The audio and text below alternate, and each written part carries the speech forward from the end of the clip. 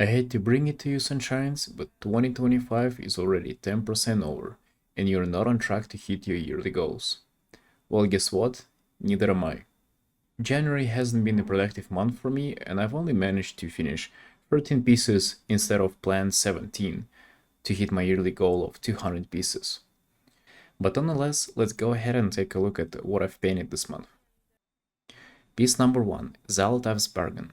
I decided to start this year and this month with a fan art of a Warcraft character, the same way I actually started the previous year. It was just a simple close-up portrait personal piece just to relax from all the commissions that I had going on at the moment. Piece number 2, Aaron Hart. It is a quick commission of a Warcraft character, a Death Knight female orc. I really like the desaturated tones that are contrasted with very, very bright saturated reds. I feel like this piece is definitely one of the best ones that came out of this month. Piece number 3, Slick Eyes. Another World of Warcraft quick character commission. I really like the shape that I was able to do in the middle. These like spiky eyes. And another thing that I would like to point out is the only orange that was in the design of the character is her hair and the eyes, obviously, but it's mostly arranged around the top of the piece, which with that I decided to spread it around with just some shapes in the background to kind of make it look better overall. Piece number 4, Light in the Desert. This is a big illustration commission that I've been working on since the last year and only managed to finish it towards the middle of January. An original Sethrak character casting light and having like this inner shine going throughout them.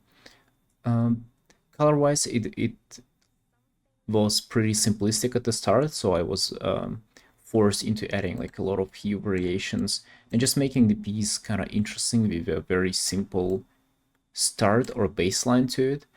Piece number 5, Scarlet Shadow. Another World of Warcraft quick character commission, this time Blood Elf Rogue. Nothing really crazy to point out here, outside of just some little fun shapes that I managed to do in the background with those screaming shadows, and just a nice balance between cool and warm colors. Piece number 6, The Fire Within. Another quick character commission, bit more of a close-up this time around. One thing I really like about this piece is the choice of colors. I went for this more purplish looking ambient light to contrast orange fire and elements of the character's design. Piece number 7, Shining Righteousness. Another quick commission of a Warcraft character, a Draenei Paladin. Actually, I feel like this piece is definitely one of the most solid ones of this month. I really like the rendering. Just in general, every time I get to render plate, armor set, it's always a joy. Colors wise, pretty simple. I try to do this like more warm orangey design. I try to implement some ambient colors of like desaturated blue. I think it went pretty well together. Artwork number 8, Nether Drake. Another quick character commission. This time around, it is not a playable character from World of Warcraft, but more of an original character of species that exist within the game. So a Nether Drake. This one had a very, very interesting color scheme going on for them, so definitely felt quite refreshing to paint not a non-humanoid character, and had a lot of fun with the color. Right, artwork number 9, Artorias. And you might have seen this guy in my last video. A quick character commission, however, not a Warcraft, but a Dark Souls character. A boss from that game, I believe. I've never played Dark Souls, but it was definitely... I would definitely had a good time painting this character, and made me think that if given a chance, I would definitely branch out and paint people's Dark Souls, Elden Ring, and like somewhat similar fantasy characters. I feel like this piece was definitely a highlight of the month for me. Moving to the piece number 10, Dark Spear's Heritage. Another World of Warcraft quick character commission.